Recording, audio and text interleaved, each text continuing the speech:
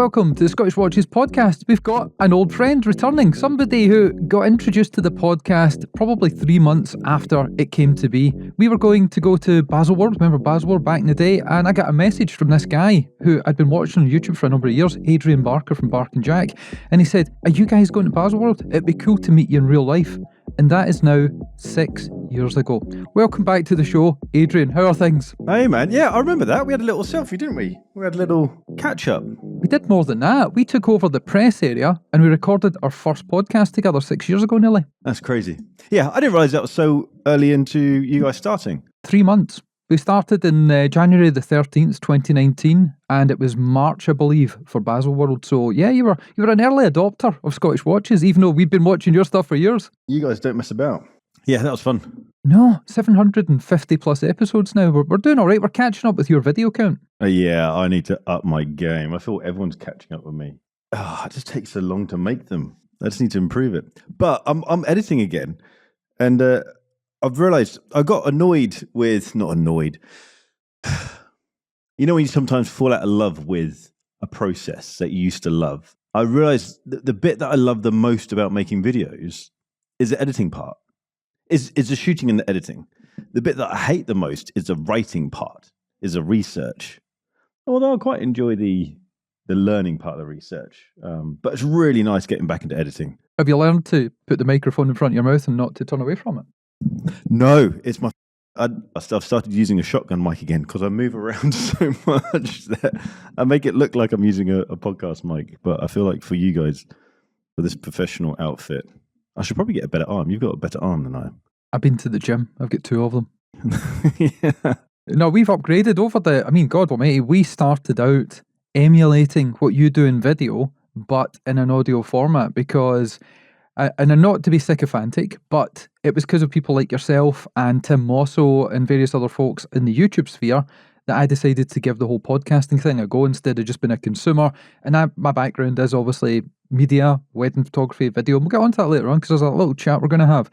But being able to go in front of the camera, in front of the microphone, that was a huge jump. But the way you explain stuff on your own shows, that's what pushed us into doing it. But anyway, we're getting ahead of ourselves. Time to tell everybody to check the show notes because we're going to be divulging a lot of cool information. We're going to go behind the scenes of a limited edition release that everybody already knows about. But there have been developments. There have been some positives, some negatives. We'll get into those.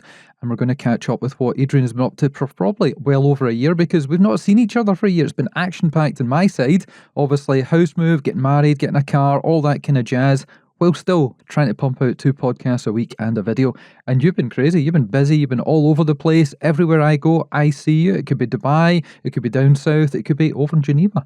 But yeah, we've done the show note thing. Probably best to get the wrist check out of the way. You're the guest on, or what you got on the wrist today? I've got, I'll be very biased. I've got a absolutely awesome. Do we swear on this podcast? I can't remember. I won't swear. I'll be polite. No, we don't. We don't say the F, the C and the B. F, C and a B, but we can say the S. A bloomin' hot watch, but there's very biased because it's my watch that I designed with Christopher Ward. This is the Green 15. I don't know if we call it limited edition or limited production. Is it going to be a watch that's going to be on sale for 6 months? No. It's limited edition then, by time, not by volume. Yes. Yeah. But it's I feel like it's a beefier version of their C60 Trident Lumiere. I'm also wearing a limited edition Christopher Ward, but it's been out of production for a long, long time. Oh, look at that. You got 2 cameras set up. I should have got another camera. That looks fantastic. So I'm also wearing a Christopher Ward release. This is our limited edition. So we set the trend for once and you followed suit, but we'll get into more on that later. This was based on the Sealander. Obviously, we called it the Highlander, keeping it very Scottish. And this was a limited edition run, a genuine limited edition of 69 pieces. They hardly ever appear on the secondary market, but when they do, they usually get snapped up quite quick. And there's an almost paisley pattern to the dial, where you've got, instead of the usual logo at the top there with the Christopher Ward English logo and their logo, you've got a Scottish logo, you've got a Saltire, and obviously the Swiss logo beside it as well. One of the best things about it, apart from the fact Roger Smith had a hand in it, yes he did, we actually asked Roger what he thought of the date disc. Should it be white or should it be black? And he said go for the darker colour. So Roger Smith helped design this watch. It's one of my favourites. I hardly get the chance to wear it because there are so many other watches in the box, watches that arrive from different companies to try out. Looking on the back, it even plays into the Scottishness. Yeah, we've got a saltire on the back. So this was our first limited edition with the guys at Christopher Ward, and good to see that you've carried on that tradition. Yeah, and we haven't. And I guess kind of lent into the Scottishness with the whole marketing campaign's been around the Glencoe Highland area, which has been a bit of fun, and was a bit of a mess as well because the Scottish weather isn't the most reliable. I can't wait for the time when our order window closes, like you, and can say that like you're now in the future of it being it's done.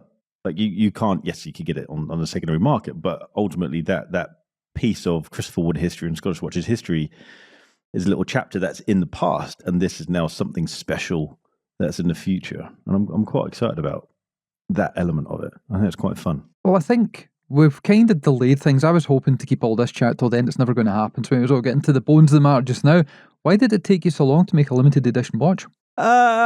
We've had lots of offers, and we've had lots of ideas around limited edition watches. The reason I say this is because we've done 12 and we've only been running for about 6 years. Yeah, but you're so much more organised than I am. No, there was a concern from my end around.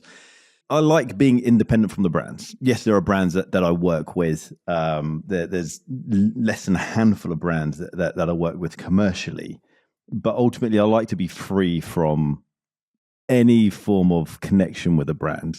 And there is an element of, or there's a perception rather, of whenever you work with a brand, you then have to shill whatever they do. That isn't the case. Like I have a commercial relationship with IWC, but they know not to send me, I don't know, some fancy doll Portuguese or something. Like they know what my tastes are. They tend to be chronographs and pilot watches, and they're not going to send you a ladies' watch with diamonds everywhere. Oh, they might do. They did a gold engineer. I think it was a 36. That was pretty sexy. I would have had that, but it was quite pricey. So yeah, the reason I delayed it was I don't like having a relationship with brands in that sense. However, when I got the C60, the original C60 Lumiere in, I thought, I think this is it, because there were all the construction parts. The difficult parts were done, and I thought they were fantastic. The case design is brilliant. The thickness of the case is insane for the water resistance. The bracelet is really very good. It was just details on the dial, which in my head, in my ignorance, was, oh, this will be easy to change. But actually, it was quite tricky because we've got two-tone loom, and it took a while for them to get the right concoction of the two-tone loom. I wanted UV parts on the dial, but not to be visible in the daylight. That was quite tricky. But yeah, so it got to the point where I think this is it. And I felt so strongly that I wanted this to be it, that the concerns of the perception kind of became secondary and negligible. I thought that I want to make this watch, and that's how it came about. So who reached out to who? Did you approach them, or did they get in touch and say, oh, you've said some nice things about this watch, perhaps we can do something in the future? I was hoping they were going to do that, because in my review of the C60 Lumiere, I talk about not liking the dial or feeling the dial could be improved. But it actually got to the point where I said, guys, I've got an idea, can I come pitch it to you? And I went down to Maidenhead and pitched it to them. In my head, it was, guys, I want to do this. And they were going to say, yeah, cool, let's do it. But they grilled the sugar out of me. Well, take us behind the scenes. What kind of grilling did you get? So it was all around the motivation. And it was at that moment that I realized, am I insulting you by saying that this watch that is kind of their flagship dive watch, and I'm saying I can make it better, and I'm just a YouTuber who makes watch straps. So what the hell do I know? Well, these guys hire industry heavyweights to create their watches. And so it was a sudden realization. I'm talking to the CEO of a pretty sizable company and telling him that I can build a better watch. And so he wanted to understand that the intentions were good, the motivations were good, and that I wasn't just going to I didn't want to just stamp my logo on the dial, which is good because I had renders of watches, I had renders of the idea that I wanted to do. But ultimately they thought, yeah, this sounds great. Kind of similar. Obviously, it was many years ago that we first got involved with Christopher Ward for our limited edition.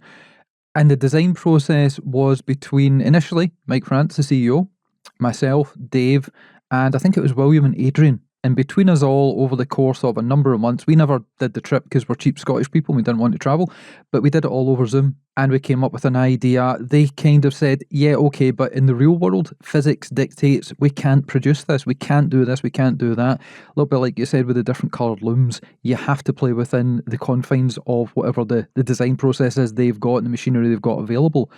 And it was back and forward, even down to, as I say, the joke about speaking to Roger Smith and saying, if you had the chance, what would you do with this, with that, and getting things together? So it was a long, drawn out process.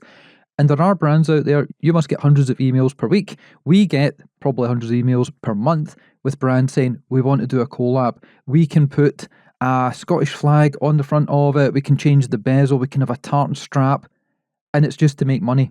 Whereas when we do a limited edition, it's with somebody we know, it's somebody we respect, somebody we've maybe worked with in the past, we've managed to build a baseline of what they do, how they take things forward. And next month they won't have another limited edition out with somebody else where they've just changed the bezel or the dial colour. And I think that's the same with your one. Although you have drawn a little bit of fire in the community. Oh, really? Well, who's upset? I mean, it's not new me upsetting people. I feel I do that quite often. It's kind of your MO, but no, there's been positive and there has been negative stuff. And we're the same. When we do a limited edition, we get comments, feedback. It could be on YouTube, it could be Instagram, it could be emails saying, I can't believe you've done this. This is terrible. What are you doing? As if people have ownership of you or have ownership of the brand and the release that's coming out. But what's it been like from your side? Because this is the first time you've been on the other side of the desk. Yeah, it's been very interesting. I'd say the response that I've seen, I'd say 90% is positive. There's been a few grumbles around sizing, around pricing, around availability, around branding. That people like the watch, but they don't want the branding on it. People think it should have been a 39mm watch rather than 41. It should have been in steel rather than titanium. And it's very interesting being on the other side of that. I should say a bit of a shout out to the comments on my main video about the watch have been outrageously nice. Like, YouTube can be such a pessimistic, negative, grumpy area, and it's amazing to feel the support from the community, especially those who have followed my journey of making videos in my kitchen when I used to live in London, just on my iPhone, propped up on a chair in the kitchen, to now launching a watch. It's really cool having people follow that journey. But it's funny being on the other side of the fence, being the watch release as opposed to the person critiquing the watch release. Because when people say, "Oh, I should have been 39mm," I want it to be 41mm. And so it's funny being on that side, and it's funny receiving those. I don't see them as criticisms. It's just an opinion, and I get it. I would like the Speedmaster Professional to be as slim but be automatic. Well, some things aren't as simple as that. And Christopher Ward wouldn't be able to create a limited edition version. They wouldn't be able to create a 39mm version of a limited edition 41mm watch because the investment in R&D to create the tooling to create that case, you just wouldn't get that money back for the investment in that R&D. So there are limitations on what you can do to the watch without resulting in it being hugely expensive. So it is fun, but I feel like there will always be people grumbling about what you do. I've loved the process. I was mega anxious when it went live because I realized that this thing that I love has been built in an echo chamber. All the Bark and Jack team, there's two of us. me and Jared loved what we created, but of course we did because it's ours, it's our creation. The Christopher Ward people loved their side of their input on creating this watch, and so we've been sat in this room saying, "Oh, this thing's great. We absolutely love it." Well, of course we do because we made it good in our eyes. But now suddenly we've shown it to the world, and we're breaking out of that echo chamber, and now we're hearing what other people think. And I found vulnerable? No. I felt exposed to. I don't know what the word is. It was just an interesting response to suddenly that watch going live, and realizing, we're no longer in our echo chamber. We're out in the public now. How did you find it? This is your first one. And I remember when the first one that we put together was with Swatch, and it was different. Was that the one where it was like a big image and you could choose what part of the image you wanted on the dial? It's the Swatch 4U, I think it was called, or the X4U. And as Adrian said there, you had something like, say, Christmas wrapping paper or wallpaper. And it was a design that would move around, and you could, on your phone, on your tablet, on your computer, you could take the background, pinch it, scroll it, rotate it until it sat with a template of a watch over the top, transparent. You looked at it, that's the way I want it, and then you would almost cookie cutter it, and that would be the watch. It would print the strap and the dial, and obviously it was translucent, so the full thing was the way you wanted it. The problem we had was, it was our first watch. We put our heart and soul into it. Everything was, it was as if it was going to be your first thing. My previous history is I used to be in publishing, and the first magazine I made, I put my heart and soul into that, issue 1, thinking this is it. That's the way you look at it, your first book or whatever it is you do. The first one, you put so much in. Once you've done it a few times, you realise, this is quite easy. We can kind of move forward a little bit quicker. But I was so precious about it that I wondered, because of, obviously, you've talked in the past about ADHD and other things like that. How did you deal with the sign-off? How did you get it over the line? Yeah, that's an interesting point, because it is one of those things that you can forever tweak. I used to work in the music industry at a recording studio, and it's, when do you say that mix is done? When do you say that master is complete? Because you'll wake up the next morning and you think, the hi-hat should be a little bit more crispy, or the guitars need to be a bit further apart. But you just have to say, by this date, this is my time frame, and that's when it's going to be finished. With Chris Ford, I would actually say it was quite easy to get stuff signed off. When these guys hire people, they don't mess around. They've got some really big heavyweights from the watch industry working for them. When I showed them the render of the ingredients of what we wanted in the dial, they took it and made it good. They got everything balanced, everything in the right place, the font's the right height, the loom plot's the right thickness.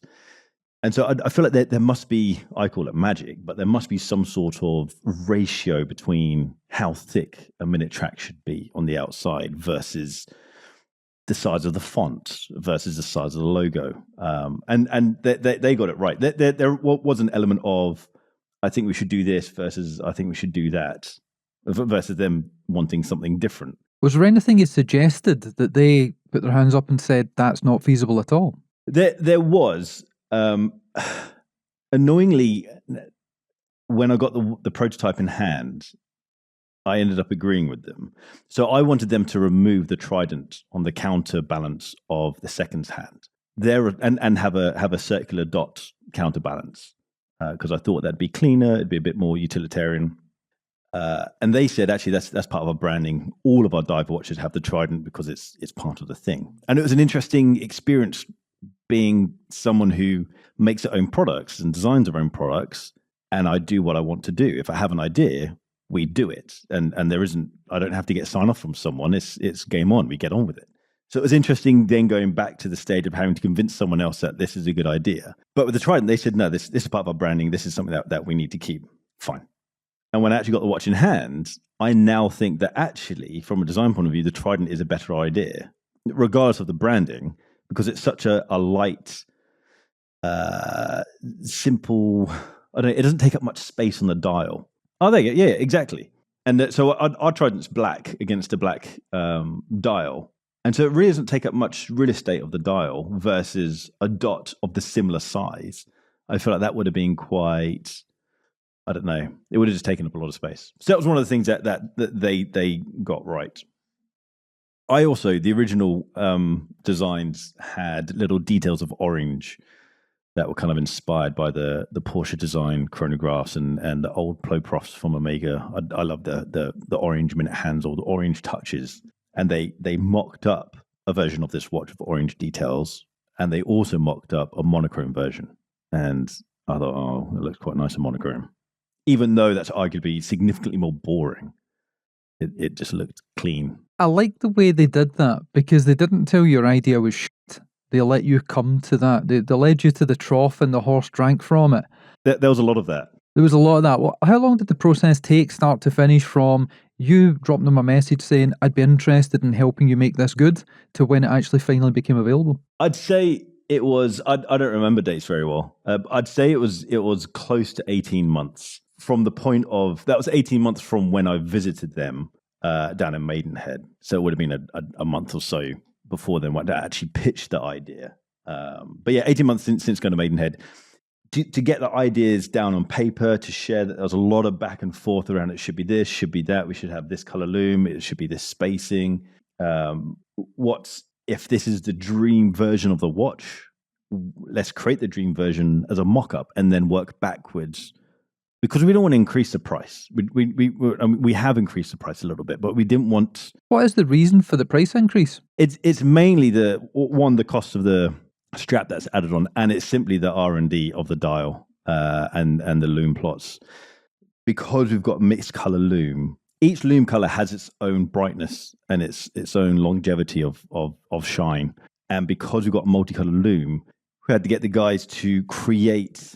So the version that I've gotten is a prototype, and the green doesn't last as long as the blue. And so we needed to fix that. And that took quite a bit of time to create our own concoction of the green loom. And then the creation of the dial, because it's a whole new dial. It wasn't a matter of, right, we're going to use this dial from this watch, we're going to use these loom plots from this watch. I've got a video that I'm recording today, actually, that talks through the R&D process of it, because you have to do whole new machining, new jigs, new processes. And that just, because it's a limited edition watch, that just increases the price. But one of the focuses was, we don't want to stray too far from the original price, because that's part of their charm, isn't it, Christopher Ward? You get an insane amount of watch for the money. And we wanted to stick to that. One of the ideas was I wanted to increase the size of the bezel. So the bezel has this kind of inner ring that's a fixed inner ring. And I thought, let's remove that fixed inner ring, that titanium ring, and increase the ceramic bezel. Yeah, we could do. But if we're going to do that on a limited edition watch, then that would just result in a whole new manufacturing process and tooling. And that would just increase the price massively. We could have done it out of grade 5 titanium rather than grade 2 titanium. But again, that would just increase the price. So what's the actual knock-on benefit of that? Is it just design or what? It's great, and it's similar to what I found out when we've done our limited edition with different brands. When they produce a watch, say for instance the one I'm wearing just now, that's the C63 Sealander, I believe, my memory is terrible. They produce thousands upon thousands of these, different iterations, colours, dials, etc. But each of them, they're probably ordering 1,000 dials in this colour, in that colour. When we turn around and we say, well, we're going to be doing 69 pieces, they still have to put in the same work behind the scenes. They still have to create order quantities. They have to order in. It's like if you buy something in bulk, it's always cheaper. If you're on eBay, if you're on Amazon, you buy one of, you buy 100 of, you buy 1,000 of, the price changes. But the research and development is pretty much the same, but the tooling and everything changes. So obviously the price goes up a little bit. That's what we were told, and that kind of marries in with what you're telling us there. But what has the reception been like then? What have your followers, people that drop you emails, what have they been saying about it? It's been really nice. There's been, as I said, there's been a huge amount of support from it. The price in the US is a bit of a sticking point, and that's because the price of I think it's about 20% more expensive in the US than the price of the normal C60. And that's because Christopher Ward are sucking up the tariffs themselves. And so they're making a massive cut on not massive loss. They've reduced their profit on the normal C60. But again, coming back to economy of scale, they're able to do that because they're going to sell thousands of those. And so they can spread the costs. It's not, we're taking a huge cut on this one product. We're just going to make a little bit less across these thousands. Whereas with this limited edition, they just can't justify that because they're not going to be able to get that R&D return back on it. So that's a bit of a shame, but that's nothing we can't influence. The only negatives I've seen is, like you say, the sizing of it, the price point, but we've explained that. And a few people said it's too similar to the existing one that's out just now. Yeah, I can see if someone just looks at it, I feel like it has so many elements of other watches perhaps, or it just works as a watch that you could assume this must be what the original one is. But when you have them side by side, they are vastly different. And the bezel has just the 10, 20, 30, so on Whereas our watch has fully graduated bezel, uh, multi-shaped lume plots. So triangle at 12, 369 are batons, and then you've got circles for the rest. And then you've got a minute track, a raised minute track, and it's a flat matte dial. So I think it's vastly different. I guess if someone were to glance at it, they'd think, "Oh, what have you changed?" Put them side by side. Yeah, there's a lot that's changed. It's a completely different bezel insert, completely different dial. My next question for you, because I've been saving up questions. We've not seen this guy on the show for probably a couple of years now. Next question is, all the brands that have asked you, that have emailed, and not just the randos from far-flung places, but the ones that you work with, have any of those guys fallen out with you, or have you had any interesting conversations where they've said, "Hey, why didn't you do something with us?" No, I've had some interesting DMs from them saying, "Hey, congrats on what you've done. Let's talk," which is really fun. The floodgates have been opened. Yes, and it's been a really fun project. Yeah, so I'll be excited to do it again. But we're not gonna. This isn't going to be a monthly thing. If we could, 2 a year maximum, maybe just 1 a year. My out and out passion is making videos, and that's my number one favorite job. But it is fun creating stuff. It is, and we're the same as you. I think the maximum we've ever done is 2, potentially maybe 3 in 1 year, but we space them out. And the thing is, we don't want to be doing what Hodinkee did maybe 3 years ago, where every month there was a limited edition, and it got to the point where people weren't buying this one because they knew another one would be along, and maybe they wanted that one better. And even with all the free money that was kicking around during the pandemic and slightly afterwards, people are still careful. They don't want to buy all the time. And that's what we've done. If we do, for instance, we've been doing Spinnaker watches, 1 a year for the past 3 years. They're around about the same time of the year. We've done a couple with, well, nearly let the cat out of the bag there about what we're up to, but we've done a couple with some other brands, and there's always a conversation going on. Unfortunately, sometimes the conversations go on so long that the brand we're speaking to almost goes out of business. But that's only happened once. But you're right, 2 a year, spaced out, is pretty decent. But let's talk about some other things. We've covered the watch. We've done the plug-in for that. That's the bills paid. It's like you coming on the chat show to plug your new book or your new movie. What else has been happening over the last year? Where you been going? What's been happening? You get back into editing. How's that been? Yeah, I've missed editing. I realized the problem with editing is that it's very easy to become a bottleneck. It's very easy. I always want to increase the amount of videos that I do because there's just so much to talk about. There's so much going on. And in my head, I thought, well, if I'm taking too long to edit, if that's a bottleneck, then let's get an editor. But I feel like that's a chef getting someone else to cook. But that's why I started doing this job. It's because I like creating. And I feel like although setting up the shots and pressing record on the camera is creative, I feel like there's something about editing that I feel like it just brings everything to life. So you've written the music and you want to perform the songs. Exactly. Yeah. That's a really good idea of it. I stopped myself from performing, whereas I've written the song, and now I've got back to performing. It's similar to what we do because we put out, as I mentioned, 2 podcasts a week, so they're an hour long in audio. One of those, generally the one that comes out on a Thursday, although this will be different because this is quite a visual medium for what we're talking about today. I record, edit the podcast, I send it to our video guy, and I tell him to use the audio as the baseline for editing the video because there's some jokes in there that I edit in a certain way when they land. Some of them obviously get cut out because they're not politically correct enough.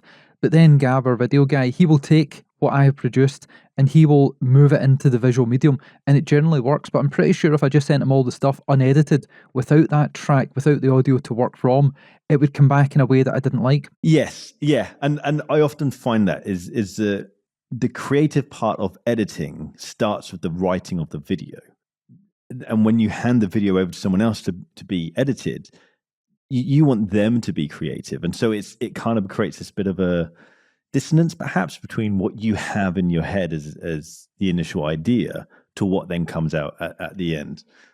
So it's fun being creative from that angle again, and getting outside. The main video for this watch was shot in Glencoe. It was really good fun getting out and about and getting destroyed by the Scottish weather with their sideways rain / snow that feels like you're just being sandblasted. Well, you're the guy that decided to move from England. Yeah, but no, mate, I love up here. It's fantastic. We had a chat before hitting record, and I said, this has been a crazy year. There's been so much happening in my life. And you messaged me maybe 8 months ago saying, hey, have you got a new car? My son's just seen this orange vehicle going past. Is that you? And I was like, yeah, it is. We need a catch up. And then we never had that catch up. So tell us, the last 12 months, what you've been up to? It blows my mind that it's been that long since it. What we've been up to? Just building stuff. We've got a whole lot of products coming out, and it's interesting. The similar R&D challenges around building a watch as we have with R&D challenges of building straps and hardware. So we've got 3 new straps in the pipeline, all with new hardware, and it's fun, insanely costly, getting prototypes done and playing around with that stuff. But it's really interesting, and that's one of the powerful sides of the business of having Gerard on board, who's an ex-engineer from Rolls-Royce. When he does his technical drawings of a buckle versus an engine, it's pretty handy. So yeah, we've just been building stuff and making content. Done a couple of jobs with Porsche, which has been really fun. That are going to come out soon. Are we talking the watch company or the car company? I get confused between the two because every time I go out there to talk about watches, they always have a car for me to drive, which I'm very happy. The last one was actually, I think both times were a Targa, 992 Targa. But yeah, they're very fun. Although I feel like my Polestar off the line is still quicker. I could just be driving it wrong. That little smirk says, no, you probably just don't know how to drive a Porsche.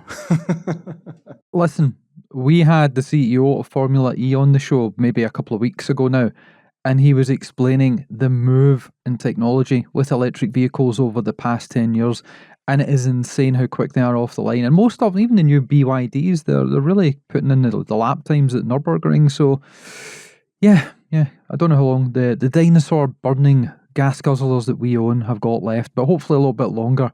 They sound so much better, though. It's the noise of a Porsche engine. No, it's proper hot and it's addictive. Revving that thing is it's like a drug. I need one. Yeah, it's all good fun. So what's been happening with the channel? How have you seen things? We had Andrew Morgan on quite recently. It's all the old guard are coming back for a chat.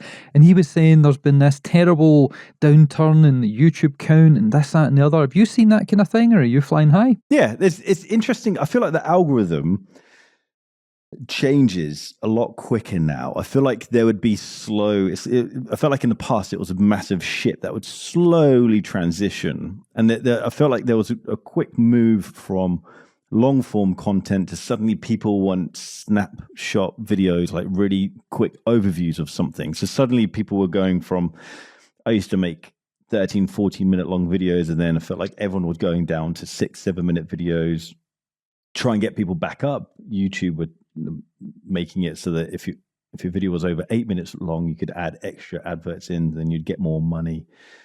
But now everyone wants longer form videos, and I feel like these changes are happening so quickly, and it's probably with the interruption of things like TikTok and Instagram Reels, where if you want short form, you go over there, and now you purposely go to YouTube for longer form content. But no, the channel's going well. I mean, it doesn't grow that quickly because I only do 3-4 videos a month, and that's my own stupid fault of having a busy life.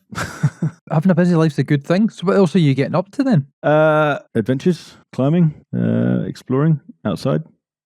Yeah, exploring Scotland. It's quite nice. You're getting used to this whole outdoor stuff. Oh, I love it. I've always been outdoorsy. Living in London was the weird part for me. I grew up in countryside, and so outdoorsy stuff was always my norm. And that's what it's like here. And how did you like last year? Because you were over in Dubai, kicking around, doing this, that, and the other. What were your adventures like last year? Because this is a catch-up, not just for me. It's for the people listening and watching, because it has genuinely been so long since I've seen you. I've got all these questions just pent up and ready to rock. Yeah, I don't know. My challenge is, and interestingly, this is connected to ADHD, is so some people have uh, aren't good with spatial awareness. And so they might look at a parking space, for example, and think, oh, I can get in that. And they absolutely can't get in there. You've met my wife. Yeah, so some people have spatial awareness issues. People with ADHD have time awareness issues. They can't picture the future. They don't understand how long something takes. Everything for someone with ADHD is a 5-minute task. It will take. I was late coming on here, and it was like, oh, I can set my camera up in 5 minutes. No, I've got to move the camera from over there, create the setup here, get the tripod with the laptop on, move the lighting, turn on the lights, get my coffee. So everything for an ADHD person is 5 minutes. Equally, looking back in time. So you telling me that we haven't spoken for 8 months blows my mind. It feels like I spoke to you last week. I think the last time we spent any proper time together was with Theo, ex-IWC, in Glasgow, December 2024. That's wild. That's see, again, that feels like that was only a couple of months ago, which is nuts. Can I throw a thing at you? Depends how heavy it is. Are you familiar with all these watch brands that are potentially up for sale? Like Zenith, JLC, Bomber Mercy has just been sold. Oh, there was one more.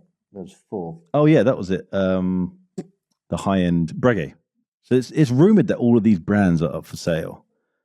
Where the hell would JLC go? I can't imagine JLC leaving Richemont. I don't know the history of JLC as in when they became part of Richemont, and that is a terrible thing to say. I'm going to lean into long COVID for the answer, but I remember me and you went on an adventure to JLC back in 2019. Yes, we did, yeah. And it was fucking awesome. It was, well, apart from the fact the day before, you didn't realise that we were actually travelling and forgot the days and we're going to turn up a day late, and I fixed that for you. But no, we went across there, were treated extremely well, got to find out the history, got to see some of the machines they'd taken out the dungeon that were hundreds of years old, got to meet a lady who in her own spare time had actually learned how to use some of these machines to produce the watches and the dials and things. That was a huge education right at the beginning of the podcast. We're maybe 6 months in, but it's a brand that I like. I think it's faltered. I don't know whose responsibility or whose fault it is, but over the last maybe 3 years, especially seeing them at Watches and Wonders, they've had less of a voice each year. And even last year, I don't remember what they did. Whereas they were doing gyro tourbillons, they were doing this, that, and the other crazy complications. They had a fantastic stand. I think it was back in SIHH, and then it got a little bit smaller, and then it obviously at Watches and Wonders it gets smaller again. So I don't know what the story is with them. What are your thoughts? I really struggle with it. That factory visit that we went on, I think still remains to be my favourite. Beyond talking to Roger Smith and having one-on-one time with him at his workshop, I feel that's very different. But yeah, that factory visit was amazing. The history that they've kept going is absolutely incredible. I feel quite sad about JLC. With Zenith, I get it. With Bomber Mercier, I get it. Well, what's your thoughts on Zenith? Because we've talked on the show, and we don't want to be predictors of bad news or anything, but we'd actually said that the latest iterations that had come out since Julian had moved on to Tag, and then he'd moved on and currently is with Hublot, Zenith had almost lost its way. And the releases over maybe the last couple of years, there's nothing that really appealed. And we said even the blue releases last year didn't really stand out, whereas Hublot were going crazy. Even Tag are like at the top of their game of what they're up to, but Zenith not really doing much. Yeah, I felt it was really telling at last year's Watch of the Wonders when they brought out these 3 blue watches, and I thought, this is all you've got. This screams we're in the shits. I mean, LVMH have come out and said that Zenith isn't up for sale, but I feel like it's one of those things of that story doesn't get out into the public for nothing. There's no smoke without fire, as they say. But yeah, when I saw that those 3 blue watches were the releases for that year, or were the releases that they were showing and wanted celebrating, you guys are. Did you go to Geneva Watch Days last year? I did. I had food poisoning, so yes, I went, but I spent it in my hotel. We got invited to look at the releases for that fair, and it was terrible to see because they had the smallest little room. They had a collaboration with a European furniture company that Dave knows all about that do really high-end expensive stuff, and they produced these little gizmos, little giveaways. because all they'd really done that I could tell was change the colour of certain parts of the watch to the Pantone colour that this furniture company were using. Because they have an insanely good history. They have an insanely good product as well. I don't like the star counterweights that they always have, all the stars and the dials. But they've got some absolutely stunning and fantastically performing products. But again, JLC for the same thing. I absolutely love JLC, and I liked that they didn't jump on trends. I liked that they were staying true to their product line, and they kind of just stuck with that. And I thought, oh, they must be fine if that's what they're able to do. But then I guess that's kind of resulted in, no, maybe they're not fine. I don't know if these watch brands being up for sale has been announced or whether it's just rumored, but these rumors have to come from somewhere. They're the same rumours that we've heard, and it is tricky because we heard the rumours ahead of, for instance, Gerard Perregaux going out in their own Kering Group, offloading, management buyout, and there was talk of JLC doing a similar thing. But this is the knock-on effect of riding so high during COVID, and some brands, not these ones we're talking about in particular, but some brands thinking that it was going to continue forever, or they were being opportunistic. They were thinking, well, let's make hay while the sun shines just now. Who cares what happens, because I might not be here in a couple of years' time. Yeah, that's true. And there's rumors about manufacturers only being open 3 days a week now. Or 2 days a week, because they have so little business, and this isn't the brands. This is the guys who make the products for the brands. If someone was to buy JLC and make it its own independent again, that would be a very strong proposition. That would be a very interesting thing to watch. Proper in-house, proper quality. That'd be really smart to see. There's nothing really stopping JLC being as big and bold and well respected in the community and the public at large as Cartier and AP, because they've got the history. They were the watchmaker's watchmaker. They made the watch movements for AP and the Jumbo and things like that until very recently. So nothing's really stopping them. And I think the problem is, and we've said this in the show, we said it about Bon Mercier, you hear about them for one day and one day only during Watches and Wonders when they release something, and then nothing. We never hear about it. We never see them on wrists. We never see any great campaigns. There's no marketing. And what I've realised in the last 6 years doing the podcast is the brands that talk all the time, even if it's just a new brand ambassador or it's a limited edition or they're doing a charitable event, when that news filters out to everybody, it stays in the consciousness, which means when me or you or somebody watching or listening at home has got some spare cash and they're looking to buy a new watch because they can every month, then that brand is going to be at the forefront. It's like Coca-Cola. Nobody watches a Coca-Cola advert and rushes out and buys a Coke. But the next time they want a drink or they're out somewhere, they think about it. That's such a good point. Yeah, that's a really good point.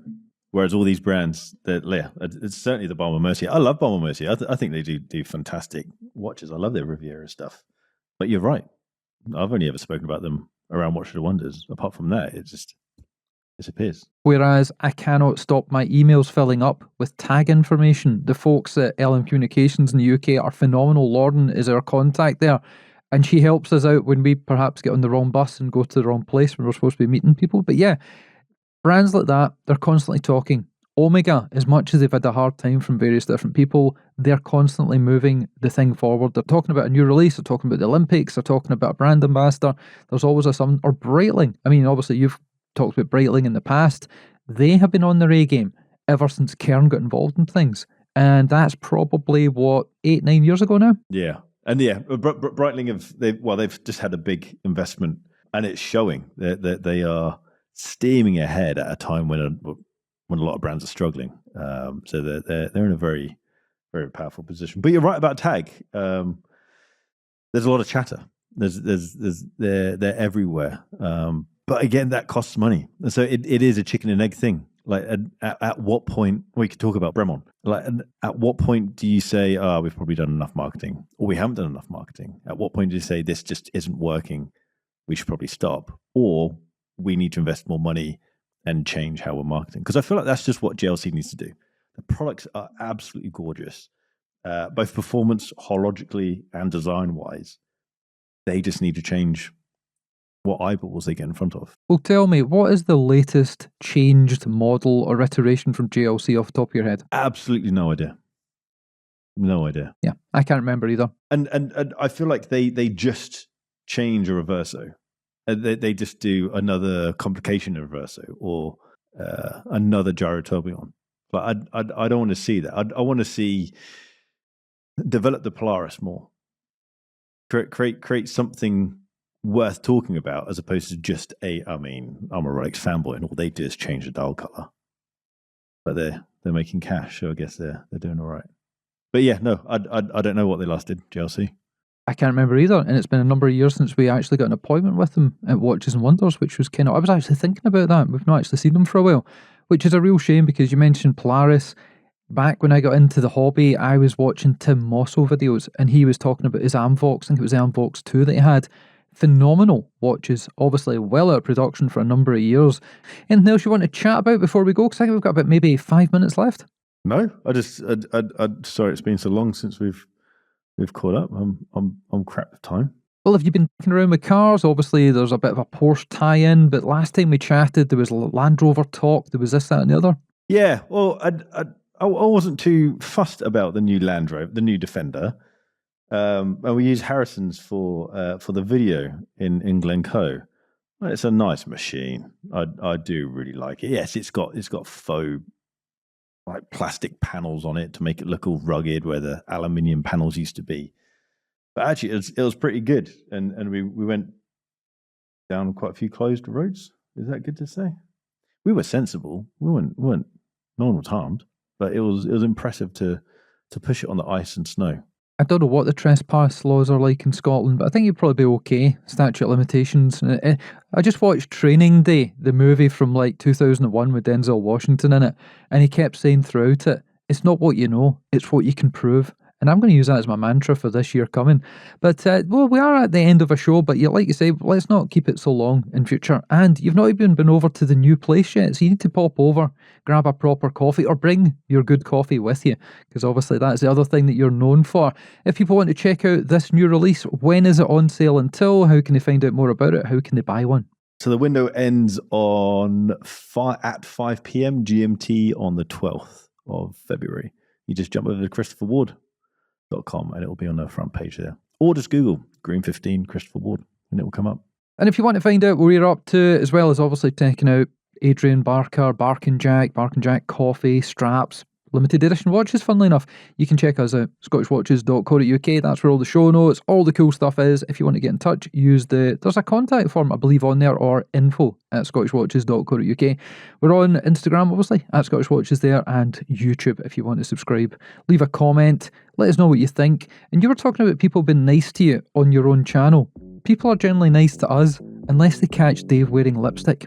Well, why does he wear lipstick?